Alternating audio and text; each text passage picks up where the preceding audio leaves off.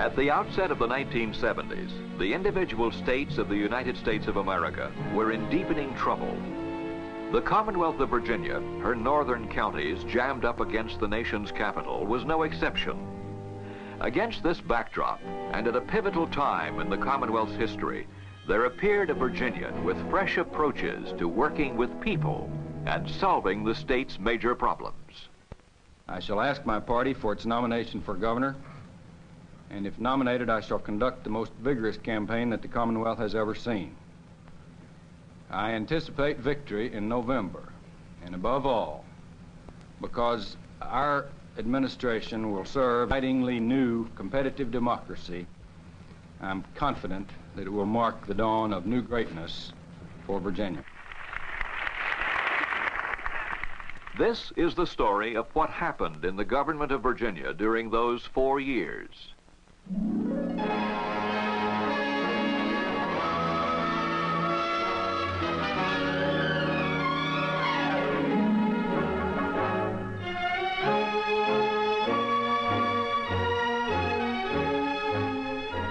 In 1969, the winds of political change were blowing across Virginia.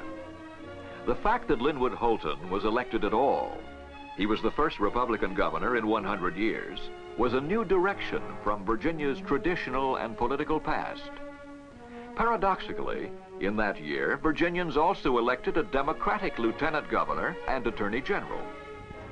Linwood Holton campaigned for the governorship of Virginia, believing as Thomas Jefferson that the two most important words in a democracy were the people, and that meant all of the people, rich, poor, black, white, young, and old. The break with tradition was symbolized in his inaugural address.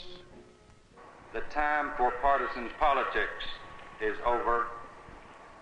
It is a time now for leadership, for action, for progress through unity. I turn today to all Virginians, whatever their political persuasion, and say, let us act together. I do not ask you to join me in a Holton program. I ask all of you to support a Virginia program for the 1970s.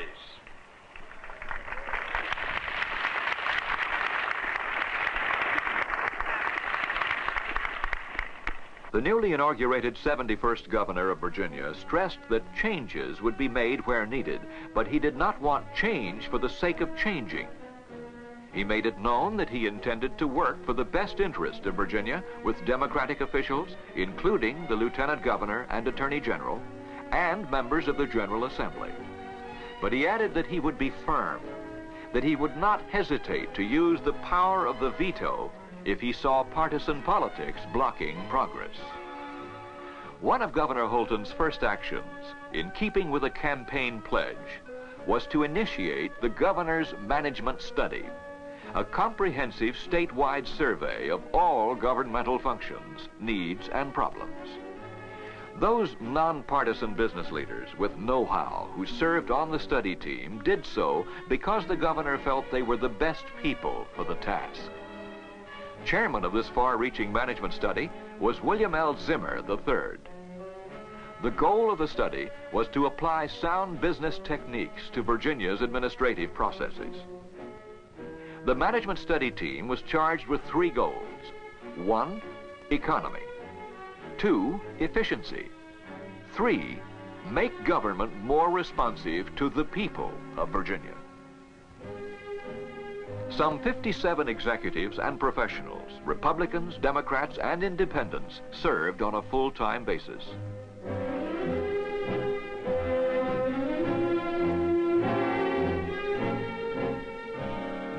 Contributions by the state's leading businesses in cash and manpower were $500,000. The entire plan was not implemented. Nevertheless, the recommendations that were implemented resulted in saving more than $21 million in 3 years, and a continuing saving will be effected. The state's implementation coordinator, working with the legislature, provided continuing reports which showed increasing savings being effected as a result of management study directives. The new administration thought the key to the development of an efficient new state government was better utilization of people and available funds. Better coordination between hundreds of state agencies was necessary. The more than 75 departmental leaders couldn't effectively report to the governor. Consequently, the management study recommended a cabinet be formed. However, legislation was needed to authorize the cabinet, and the General Assembly could not do so for another 2 years. Meanwhile, Governor Holton saw that agencies involved in common problems needed to develop coordinated programs for more effectiveness. Another basic need was for a coordinated legislative and budgetary program to be set up for the upcoming General Assembly session. Stressing receptiveness to new ideas, the governor charged task force personnel to exercise bold initiatives in reorganizing the work of state agencies. The emphasis was on new concepts, better ways to get the job done. Not change for the sake of change, but change for the sake of achievement. The General Assembly in the 1972 session agreed. Legislation was enacted to make the new cabinet a reality. This cabinet was the direct outgrowth of the Holton administration task forces. The task force division became 6 new cabinet positions. All of Virginia's administrative functions were officially funneled through 6 secretaries: Finance, Education, Human Affairs, Commerce and Resources, Transportation and Public Safety, and Administration. This new chart was established not only to convey the philosophy of the administration, but also to advise the governor of the needs and problems of the various branches and departments. In the state's educational programs, for example, 28 state-supported educational institutions and agencies had reported to the governor. Under the new method, all 28 now reported to one man, who in turn funneled these reports to the state's chief executive.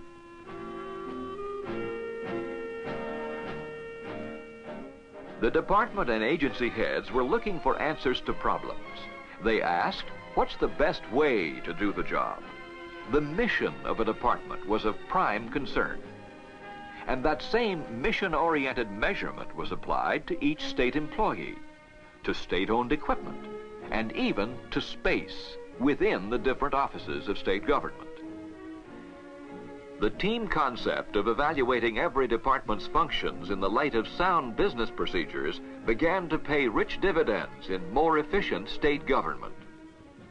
Each team moved out into various departments, seeing firsthand what space, personnel, and operating procedures existed. No policy or procedure was overlooked. Following detailed on-scene study, the secretaries and department heads returned to their offices to review findings and make concrete recommendations. The finished results were then submitted to the governor as the best way to cut costs of operation and to provide better services to the people of Virginia. In a shorter time than expected, Virginia was seeing improved departmental operation and marked financial economies. This was clearly taking Virginia in a new direction.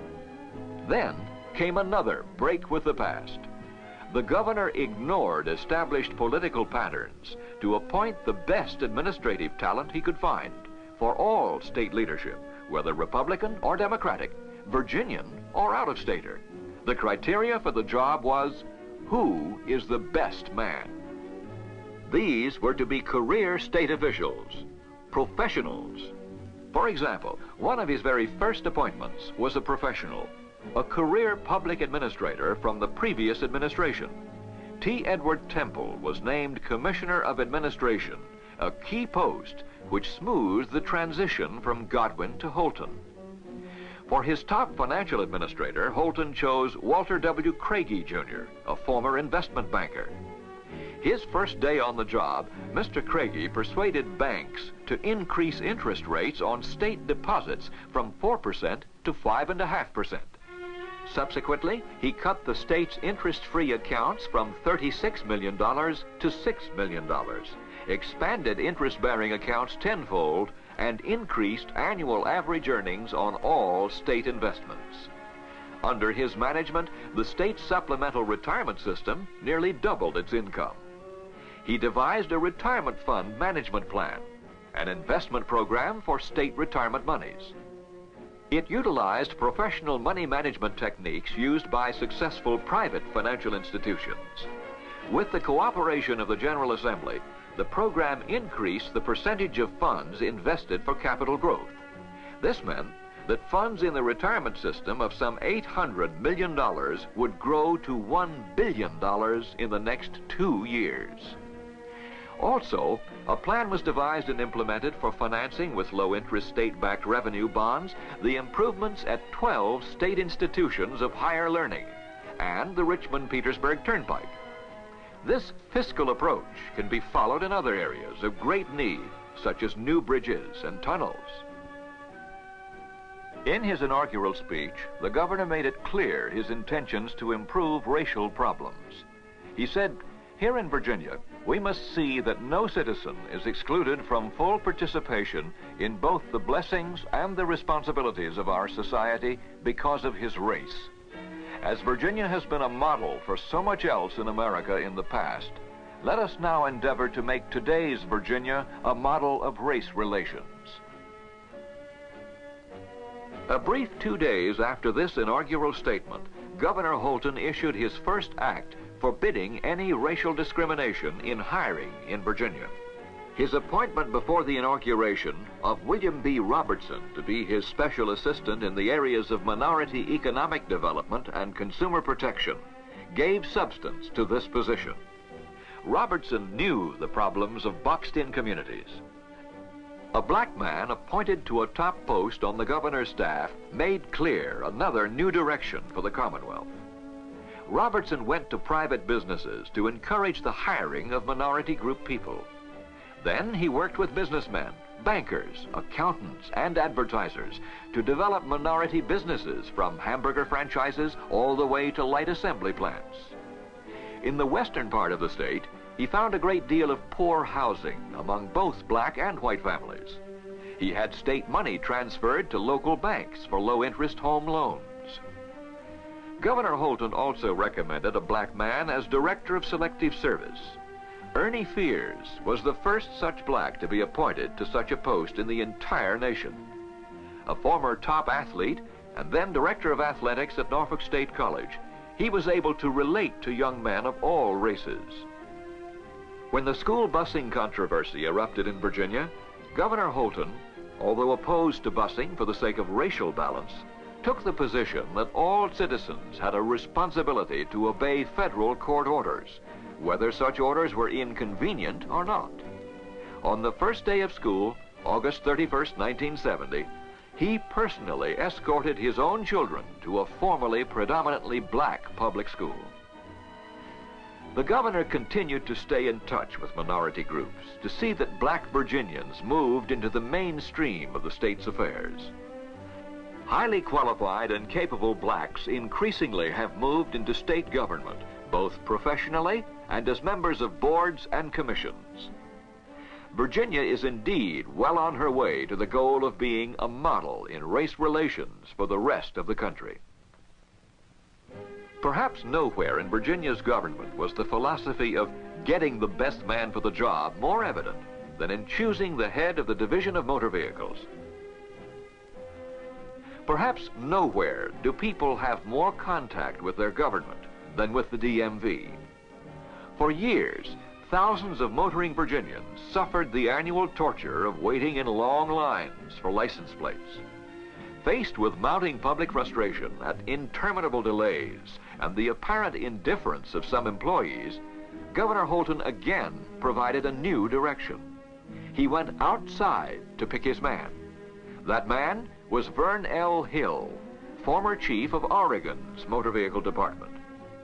Hill's programs for the Division of Motor Vehicles included a training program for all 1,600 employees to speed up service and improve customer relations.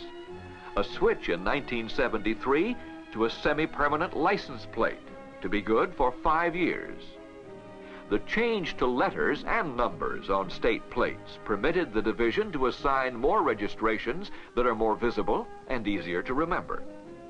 The key step so far, as motorists are concerned, was the beginning of the staggered system of license plate registrations spread out over a whole year rather than the highly concentrated 30-day rush from March 15th through April 15th. Another great concern of the governor was for education in a society of rapid and complex changes. Seeking a top administrator, Holton went outside the field of professional educators to select Earl J. Shiflett, executive manager of the Virginia Association of Electric Cooperatives, as his new Secretary of Education. The allotment of funds for education in Virginia was another bold stride forward in the first Holton administration budget. Large budget increases narrowed the gap between educational needs and educational opportunities. The General Assembly also voted substantial increases for broader and larger vocational training programs. A measure establishing standards of quality for the state's public schools also was passed. These standards established minimum per pupil expenditures and tied state appropriations to requirements for minimum expenditures on the local level. The standards of quality, with the newly developed approval to financing public education, gives Virginia a design unequaled in the nation to provide high-quality education. When Linwood Holton was campaigning for the governor's office in 1969, America's college and university campuses were stages for demonstrations, confrontations, and violence. He promised Virginia's young people not just a voice in state affairs, but an active role in state government. The concerns of students were also concerns for the administration.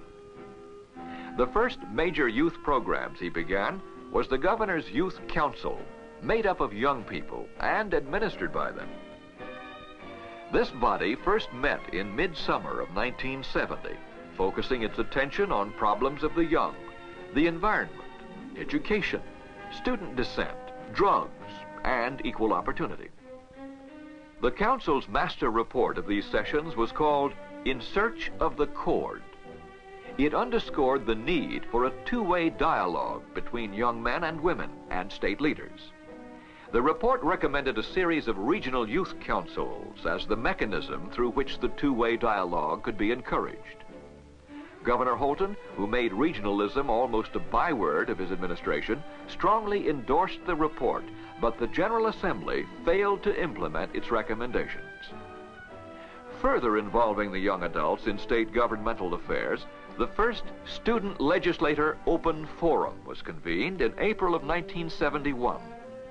This offered a closer rapport between college students and the state's legislators. In these frank interchanges, conducted on an annual basis, students learned more about the operation of their state government, and they brought the opinions of fellow students to legislators about major concerns across the state. One of the prime motivators of this youth program was the late Lieutenant Governor J. Sargent Reynolds. Before his untimely death, he worked with the students developing the forum idea. Another enthusiastic supporter of the youth program was House Appropriations Committee Chairman, Democratic Delegate Roy Smith of Petersburg. The youth planned and even raised the funds from sympathetic businessmen to finance the forum. One of the state's newspapers reported, "Support of the forum shows that students have faith in the system, and they believe it can work. They did believe, and they made it work." Linwood Holton's inaugural address was much more a roadmap for progress than any of the politicians believed. He had said, "It is time now in Virginia for progress through unity." He called on the people to act together to develop the full potential of Virginia.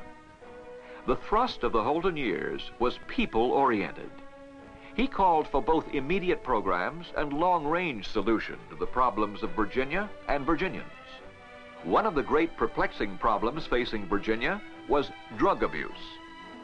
With the influx of harmful drugs through Washington, D.C. on the north, and through the ports of Hampton Roads on the southeast, the need for a coordinated attack against drug abuse was apparent. By executive order, a council was formed, which the General Assembly in 1972 renamed the Drug Abuse Advisory Council, making it a permanent commission. Employees were added and regional task forces were formed. Intensive professional training was initiated in 3 areas of drug education, treatment, and rehabilitation, and criminal justice, coordinated through the State Drug Abuse Advisory Council. Colleges and universities were told to gear up teacher training programs to thoroughly cover the latest drug control information. Law enforcement groups were trained in the latest techniques of combating the growing drug menace.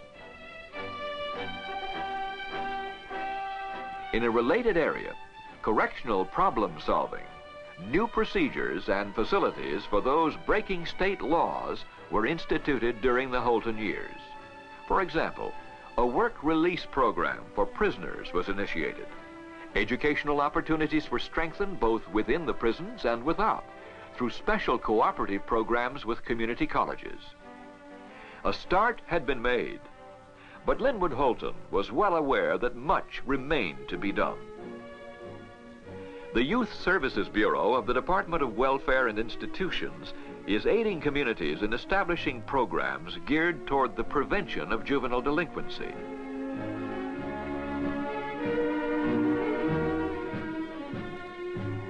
Of major concern to law enforcement bodies across our state was the setting up of a central crime laboratory. In its final stage, this facility will provide a bank of computer-stored information available in moments to law enforcement units over the state. A classic case of benefits to the people from the governor's management study was seen in the Department of Mental Hygiene and Hospitals. The usual and often complex manner of handling state services was simplified to offer more and better services. Emphasis was given to care at the community level, thus enabling patients to be near their families. Here again, professional program studies were made and resulting recommendations followed. Governor Holton toured many of the state's facilities, some unannounced, to see firsthand where the areas of need were. During the Holton administration, state hospital population was lowered by 21%. The Holton years also witnessed an unprecedented move forward on all fronts against the deterioration of Virginia's environment. The people of Virginia underscored the administration's determination by ratifying a new constitution in the fall of 1970, which contained an article declaring the environment to be a top priority public concern. It included the right of the people to have clean air, pure water, and the use and enjoyment for recreation of adequate public lands, waters, and other natural resources. The governor created a council on environment. As a result of advice of this council, numerous pieces of legislation were enacted and others strengthened. Legislation was also adopted to establish a new Department of Conservation, Development, and Natural Resources to assure the quality of our environment. Armed with improved budgets and legislation, the various environmental agencies went to work to put teeth into the state's existing laws. The new article was but one of many changes ratified by the people, for this badly needed constitutional revision covered many other areas. The Virginia Constitution hadn't been updated since 1928.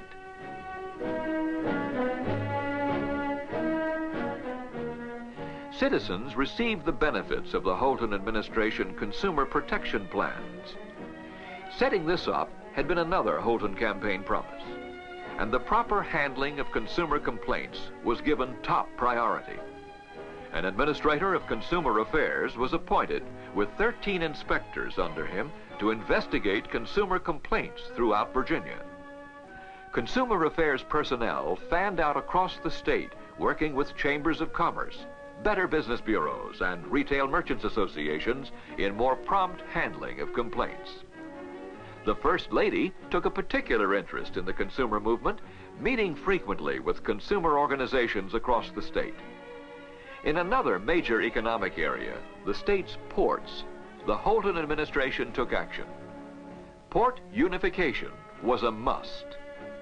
Long, patient negotiations brought competing port terminals and facilities into the Virginia Port Authority. The planning for ports was now given a statewide look. The shipping of cargo from the mountains to the sea is a major part of the lifeblood of Virginia. Expansion of existing terminals and construction of new facilities were started in several major port areas with financial support from the state. During the Holton administration, there was over a 265% increase in containerized traffic through Virginia's ports. Across the Commonwealth, the innovative leadership of the Holton team affected every locality and every state agency. By January 17, 1970, the state already had been launched on a sea of change. In the following 4 years, a true course was set and progress was made. Holton was also making an impact across the nation. He was a personal emissary of President Nixon during his campaign, was chairman of the Republican Governors Association in 1973, and chairman of many regional and national groups, such as the Southern Regional Education Board and the first Southern Growth Policies Board. He was frequently outspoken on national issues. But beyond the philosophy and programs that emerged in the Holton years, there was the personality of the governor himself. The austere dignity that sometimes envelops the high office of governor of Virginia was not Linwood Holton's style. While being governor was a serious job, it did not diminish his enthusiasm for life, for himself, or for his family. As often as they could, all members of the Holton family would enjoy an outing or an evening together. The governor had fun, and his whole family had fun right along with him.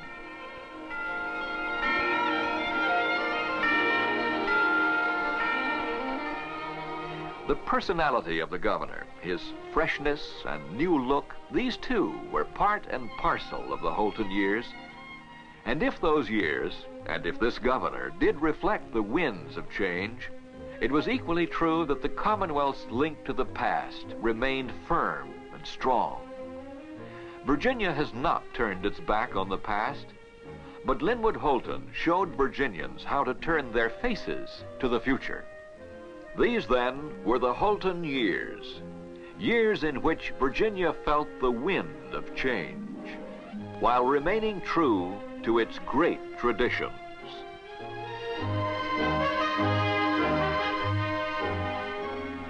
This film was made possible through a grant from the Virginia Association of Electric Cooperatives.